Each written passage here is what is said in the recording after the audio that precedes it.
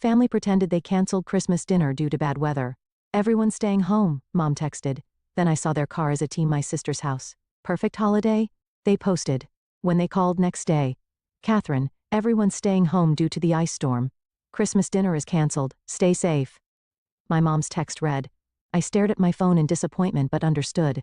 After all, Nashville winters can be dangerous. What I didn't know then was that this simple text would unravel years of family deception and change my life forever. My name is Catherine, and I'm 32. I'm an accountant, and until last Christmas, I thought I was just the different one in my family. The quiet, career-focused sister who didn't quite fit in with their loud social gatherings. My younger sister Anna was always the star, the one who could do no wrong in our parents' eyes.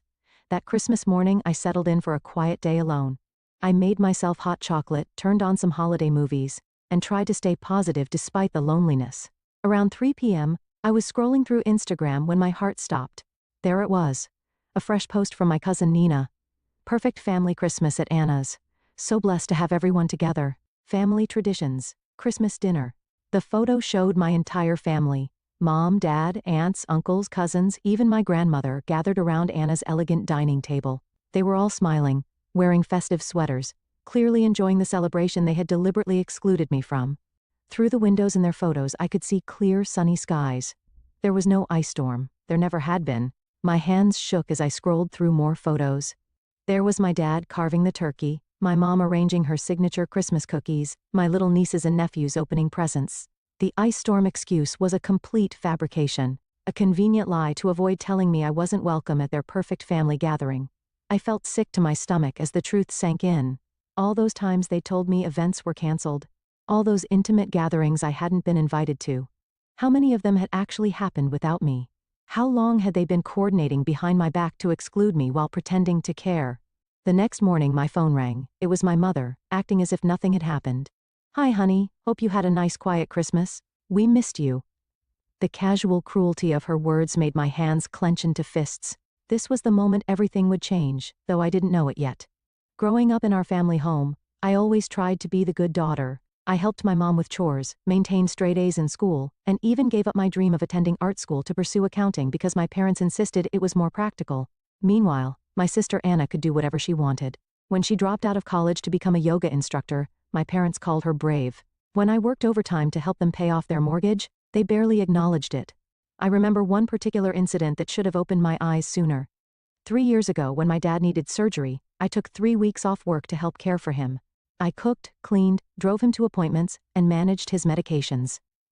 Anna showed up once, stayed for an hour taking selfies with him for social media, then left claiming she had a yoga retreat.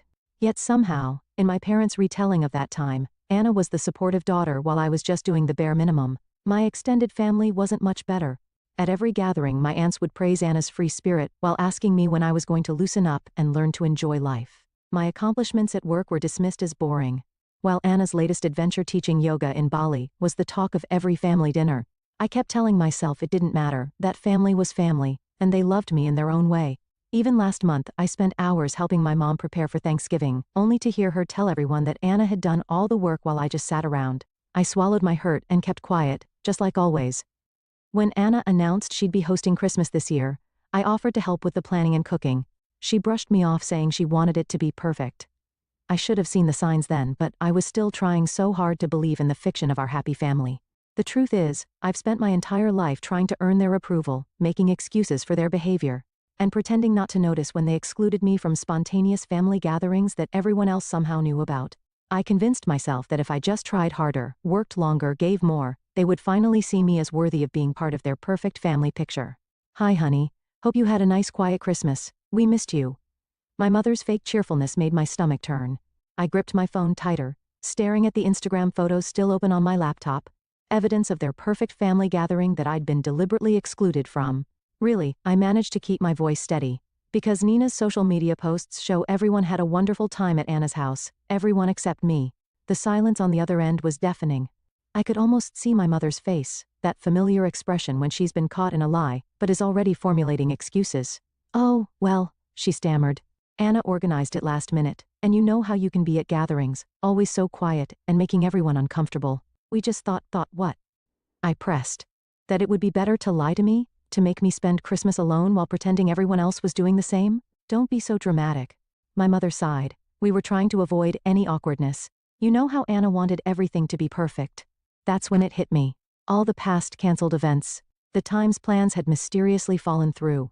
The family photos I'd see later on social media. This wasn't a one-time thing. This was a pattern. How many times? I asked, my voice barely a whisper. How many other gatherings have you lied to me about? Another telling silence. Then Catherine, you're being oversensitive. This is exactly why. Why what? I cut her off. Why you exclude me? Why you pretend I don't exist unless you need something? Why Anna gets to be the perfect daughter while I'm treated like an inconvenience? That's not fair, my mother protested. We love you both equally. It's just Anna puts in the effort to be part of the family. You're always so busy with work. I laughed bitterly. Busy with work? You mean busy helping pay your mortgage? Busy taking care of Dad after his surgery? That kind of busy? Listen. My mother's voice turned stern. If you're going to be like this, maybe it's better if we give each other some space. Call me when you're ready to be reasonable. The line went dead. I sat there staring at my phone as 32 years of memories suddenly shifted into sharp, painful focus. Every excuse, every dismissal, every misunderstanding, it had all been intentional. I wasn't the problem. I never had been. That was the moment I stopped making excuses for them. The moment I finally saw the truth. I didn't have a family. I had people who shared my DNA, but treated me like an afterthought. After that phone call, something inside me snapped. I was done being the family doormat. I opened my laptop and started writing an email to my entire family. Parents, sister, aunts, uncles, cousins, everyone who had been at that Christmas dinner. My fingers flew across the keyboard as years of pent-up feelings poured out. I've seen the photos from Christmas dinner, I wrote. The dinner I was told was canceled due to an imaginary ice storm. I want you all to know exactly what you've done. You didn't just exclude me from a family gathering. You coordinated an elaborate lie to make me spend Christmas alone. I attached screenshots of my mom's stay home. Everyone's doing the same. Text messages alongside the social media photos showing their celebration. I hit send before I could second-guess myself. The responses started flooding in almost immediately. My Aunt Marie claimed they forgot to tell me the plans had changed. Uncle Robert suggested I was overreacting. My cousin Nina, whose posts had exposed their lie, quickly deleted all the Christmas photos and sent me a message saying I was causing unnecessary drama. Then came Anna's response. A long, condescending email about how I never make an effort at family events, and how she just wanted one perfect holiday. She even had the audacity to suggest that excluding me was for my own good because I obviously don't enjoy family gatherings. But it was my parents' reaction that truly showed me who they were.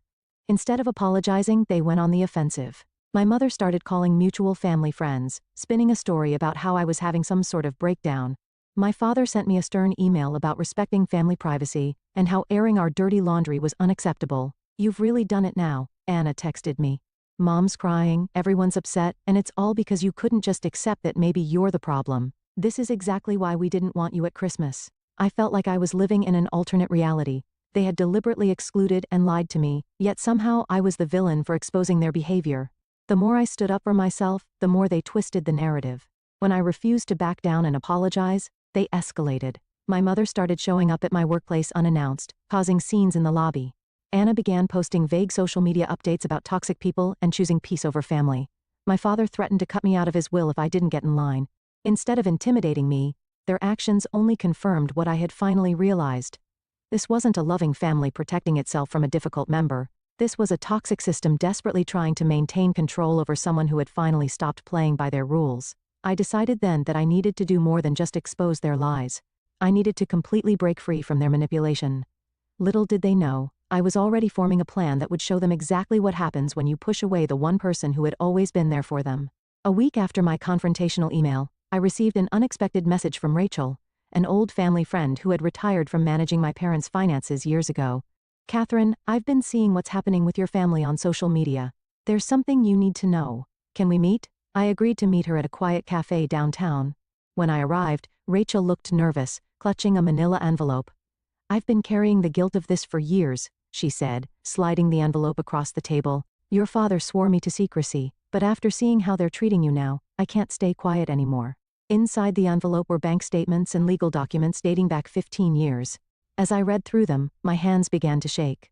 According to these records, my grandfather had left a significant inheritance specifically for my education and future, nearly $300,000, money I had never known about. Your father was the trustee, Rachel explained quietly. "He was supposed to give you access when you turned 25. Instead, he transferred everything to Anna's accounts, using it to fund her lifestyle and her failed business ventures." The revelation hit me like a physical blow. All those years I'd worked overtime to pay for my accounting degree, the student loans I was still paying off, the times I'd helped them with their mortgage, they had been sitting on my inheritance the whole time, spending it on Anna. "There's more," Rachel continued. "Your grandfather also left properties that were meant to be split equally between you and Anna.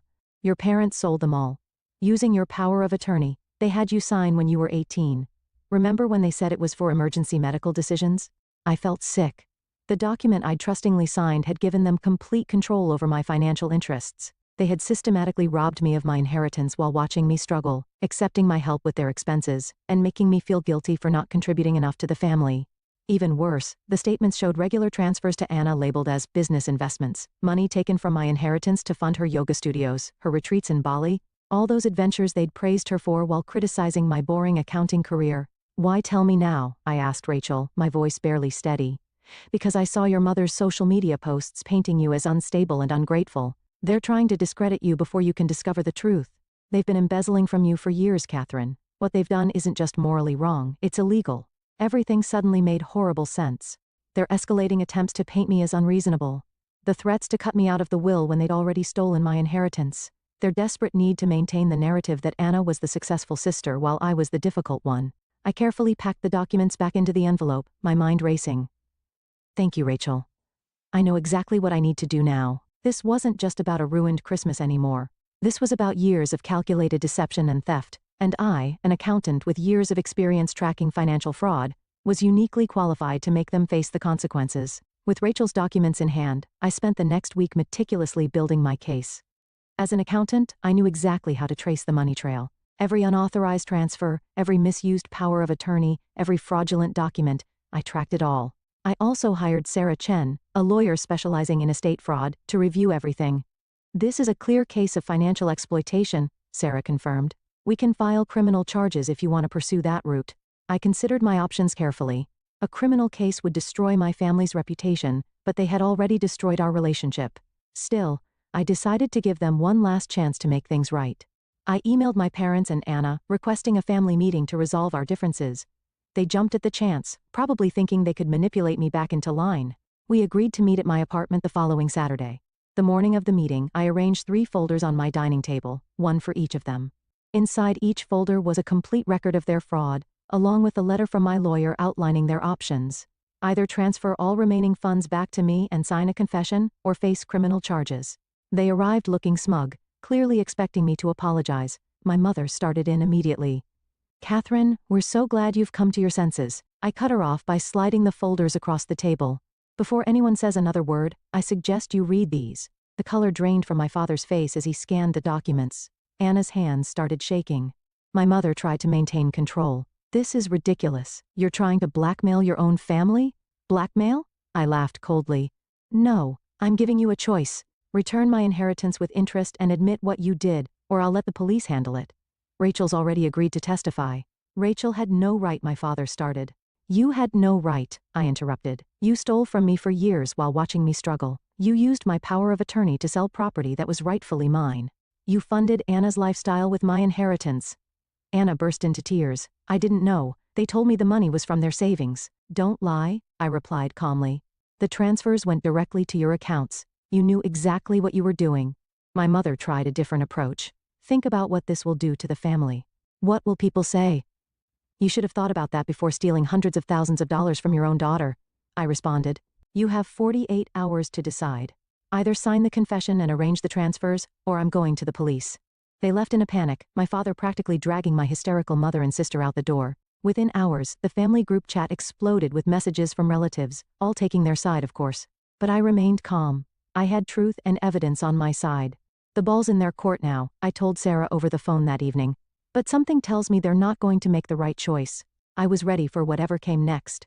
After all, they had already given me the greatest gift, freedom from their manipulation. The 48-hour deadline came and went. Just as I expected, my family chose pride over honesty. They didn't sign the confession or arrange any transfers. Instead, they tried to destroy evidence, closing accounts, shredding documents, and even attempting to pressure Rachel into retracting her statement. What they didn't know was that I had already submitted everything to the authorities. The morning after the deadline passed, I formally filed charges. By afternoon, the police were at their doors with search warrants. I watched from my office as the story unfolded. My father was escorted from his workplace in handcuffs. Anna's yoga studio was seized as an asset purchased with stolen funds. My mother's carefully curated social media facade crumbled as she was arrested during one of her charity committee meetings. The family group chat exploded again, but this time with a different tone. Relatives who had dismissed my claims were suddenly quiet as the evidence became public record. The local newspaper ran a story about the prominent family's fall from grace. All their years of maintaining perfect appearances ended in a single day. My phone buzzed with a text from Rachel. "You did the right thing. Your grandfather would be proud." She was right. This wasn't about revenge anymore, it was about justice. As I watched my family's carefully constructed lies unravel, I felt no joy, only relief. The truth was finally out, and I was finally free. 1 year later, I sat in my new home in Denver watching snowfall outside my window. The court case had concluded months ago. My father and mother both took plea deals, agreeing to pay restitution. Anna's yoga empire had crumbled, and she'd finally gotten a real job as a receptionist. The perfect family image they'd worked so hard to maintain was gone forever. Most of the relatives who had enabled their behavior for years stopped speaking to me. But surprisingly, I found I didn't miss them. Instead, I had built a new support system. Genuine friends who valued honesty over appearances, colleagues who respected my work ethic, and even a few distant cousins who reached out to apologize for their past behavior. Rachel came to visit me last week. Over coffee, she handed me an old photo album she'd found while cleaning out her office. Inside were pictures of my grandfather and me, moments I'd almost forgotten. In one photo, he was teaching me to fish, both of us laughing at something long forgotten. "He always said you were the strong one," Rachel told me. "He knew they favored Anna, but he believed you would overcome it." I touched the photo gently, remembering his kind smile. He had tried to protect my future through that inheritance. And though it had taken years, his final gift had ultimately given me something more valuable than money. The courage to stand up for myself and the freedom to build a life on my own terms. Sometimes the best revenge isn't about getting even, it's about getting free.